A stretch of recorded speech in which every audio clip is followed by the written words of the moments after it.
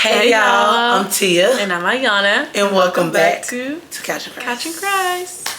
Thank y'all for joining us today. We're so excited to be bringing you these videos on the first and fourth Thursdays of the month. Yes. We definitely miss you guys, and we definitely have been enjoying the little time in between to give you guys some better content and better words. Yes, because we love doing the videos weekly, but I think putting the time between has really given us a lot more content, I guess, to say, like, and joy. We got more energy for y'all. We got more, just more. Is the word. More, yes. If you didn't catch last week's video, go ahead and, not last week, but you know, the last video. Check that out on YouTube. The link is also on Facebook. Go and make sure you subscribe, like, and comment. Yes, tell a friend to tune into our podcast. Go back and watch old videos. But this week, we are coming from John 15:2, and it says, "He cuts off every branch in me that bears no fruit, while every branch that does bear fruit, he prunes so that it will be even more fruitful." So I think this week, and really in our personal lives, we've just been talking about how we've been working and going through things and going through growing processes and growing pains, and just a part of, I honestly, personally, I just think that the Bible does a lot of explaining growth, as in like plants and harvest and planting and watering and fruit and producing fruit. I think it has a lot to do with just nature, and so I think we are similar to that, and how we grow and how things have to be cut, how things have to end, how we bear fruit, how our fruit that we do bear is for others to enjoy, not for ourselves to enjoy. So I think this is just a good word to encourage us that even when we think we got it together, you don't, because we can always produce more fruit. We can always have more, you know, just like we was talking about the beginning, we can always do more, and God always has more for us.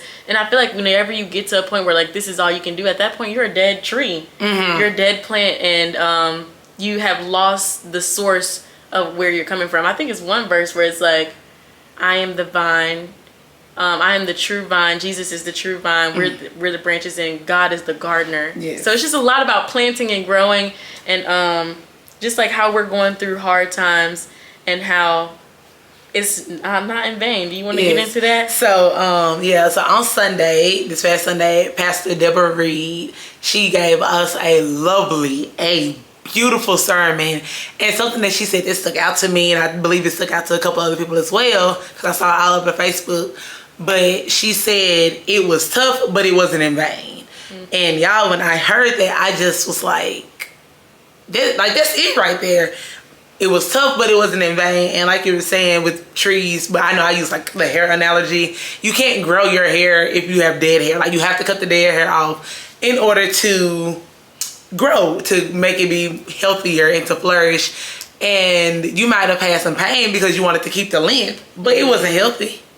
You had to let it go. It was tough, but it wasn't in vain, because at the end you're going to be better. You'll be able to do more. You'll feel refreshed. You have to be able to like truly trust God, and knowing that it was tough, but it wasn't in vain. You will reap the You will reap the benefits of whatever it is. So whether it's fruit or it's hair or it's scores or it's content, whatever, like, you're gonna reap those benefits, but you're probably gonna have some tough times. And if you don't have tough times, you're probably not doing something right. Right, because isn't it, I think it's so beautiful how God loves us so much that he's like, you are doing a good job, but he loves us even more to where he will not leave us where we are, no matter how good we are right there. No matter how comfortable you are. Right. No matter how much you're thriving and how much light you're getting. God's like, I want to do more, like immeasurably more than you can ask or imagine. And that sucks, because it's like, dang, I thought I was getting it good. Right when you get comfortable and in your groove. He's like, and he's like, yeah, let me cut that off. Because there's more for you. And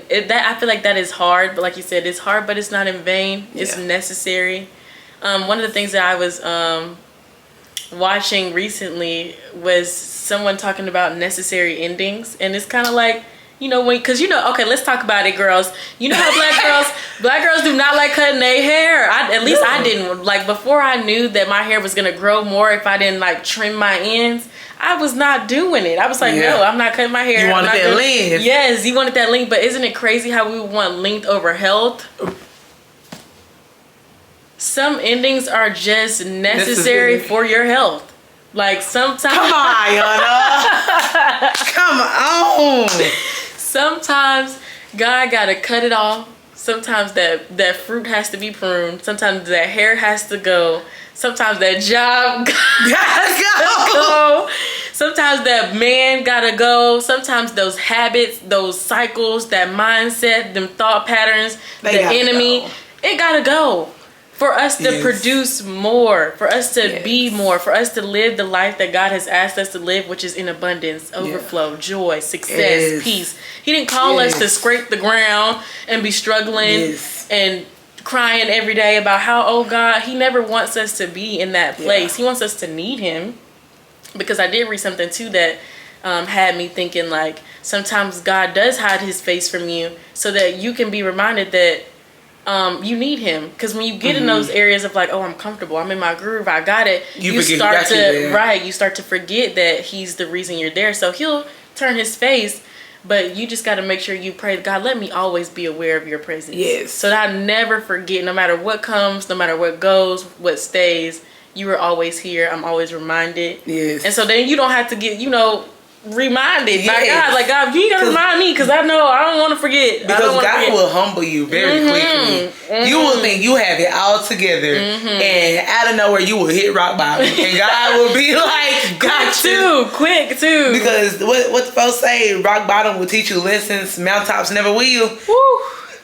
Baby, I'd have been there, done that, still doing it. Right. And because God will truly humble you. And when you were talking about necessary endings, it also kind of reminded me to pray for that spirit of discernment too, because God, and I think it just kind of comes with testing you and kind of see where you're really standing, because sometimes God will have someone in your life do something and you'll think, oh, I need to cut them out for this, but then you're like, wait a minute, hold up, what is this teaching me? What do I need to be looking for? Is this person actually bad for me in my life, or is it a growing opportunity? Come on, that was so good. Yes, and that's what I thought. I was like, oh, thank you God for giving me that spirit of discernment. Wow, that's good. Yeah, because some things aren't ended. And I know me. Look, if I'm being honest, I'll be quick. I'll be quick to be like, no. Especially when you're so like strong-minded and stuff. And sometimes this could be an issue too of like, you think that things are only gonna go the way that you envision them, or you think the packages and the blessings that God give you is gonna come in the way that you prayed it would be. He gonna still give it to you, but sometimes it might not be in that wrapping, that Christmas gift wrapping that you asked for. So that's good to know discernment, because I feel like it's hard. You don't want to make the wrong decision. Because now I done missed out on a growing opportunity. It's like on Let's Make a Deal, when they be like, okay, you can take curtain number 1 or you can take the box. Woo! And then supposed to be doing curtain number 1, it's like a zonk. Is that what they call it? Like a zonk? Yeah, zonk, when it's like nothing. And it's nothing, but then in that box you can be like, I don't know, a trip to the Bahamas. Right. Like, you wanted that curtain because it was big and shiny. Right. But when you look at that box, like listen. Come on, we getting it today, y'all. Listen, the Bible. We just giving it to you. You gotta have faith the size of a mustard seed. Y'all know how big a mustard seed is? Isn't that like the smallest seed in like all the planting? It's this big. Yeah. But this small little thing, like, this is all the faith you have to have in God. And we know God will do exceedingly, abundantly, more than we could ever imagine in every aspect. Wow. And I know we've talked about that. We have. But to get that beautiful, amazing, bigger thing God has for you, you gonna have to be tried, tested, talked about, lied on, mocked, all the things. Pruned, cut.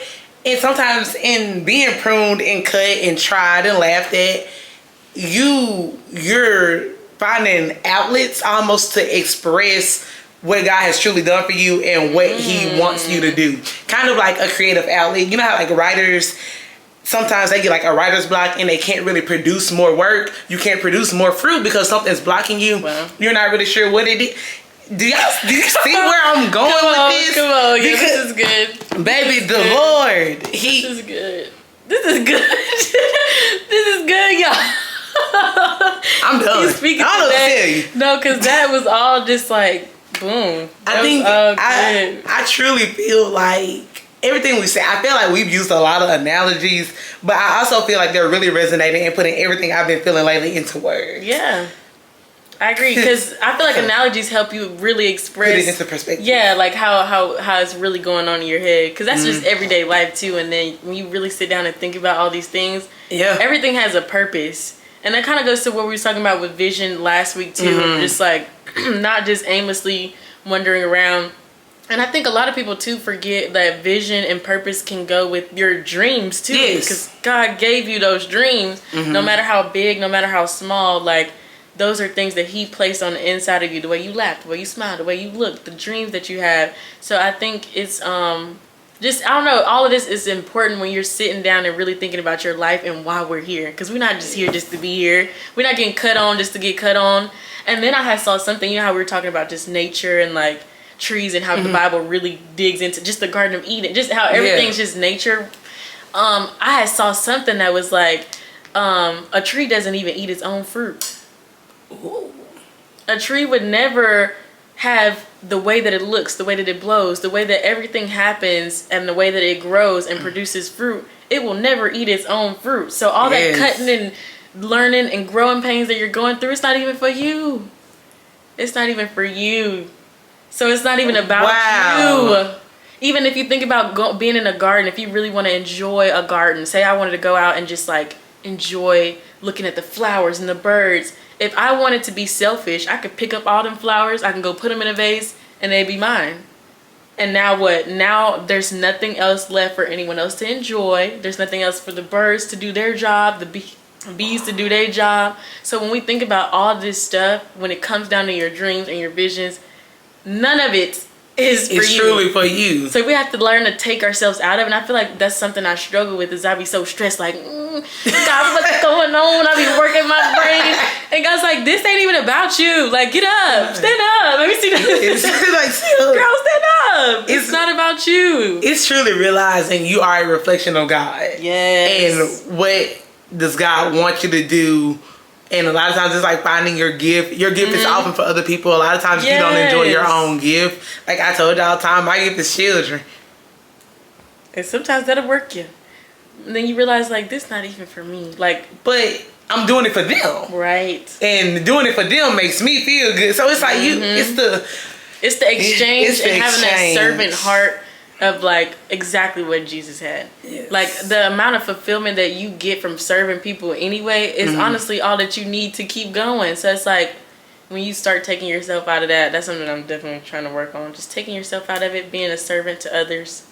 But that don't mean don't have boundaries. You gotta set your boundaries.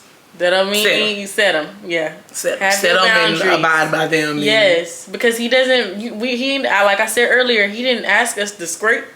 He didn't say give your last dime and spare change it. No, he wants you to give out of overflow. So you have to be right in your own mindset, and your own health, and your body, and your visions, and everything before you can go help anybody else. And if you are going to use your last dollar to help somebody else, don't go saying you use your last dollar to help somebody else. Make sure your heart posture is right. Make sure you're doing it with a pure heart. Right. With intention. Or expect, because anytime we give anyway, this servant lifestyle is not to get any recognition. That's why God said, don't let your left hand see, or if it's the right hand, don't let your left hand see what your right hand is giving, right or left, one of those, because it's not about, I did this. It's not about standing on the platform and I won the Universal Award. It's not about that. So that's why I feel like he emphasizes, don't give your last, because I didn't ask you to do that. Yeah. I asked you to be more and give more from what I gave you. You know what I'm saying? Yes. I'm gonna bless you to be a blessing. Yes.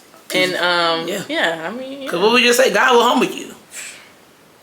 And everything that we have too, when it goes to like not being yours, it's an experience. We get to do this stuff. We get to teach. Yes. We get to go to school. We get to get up and go to a job. We get to do these things. Yes.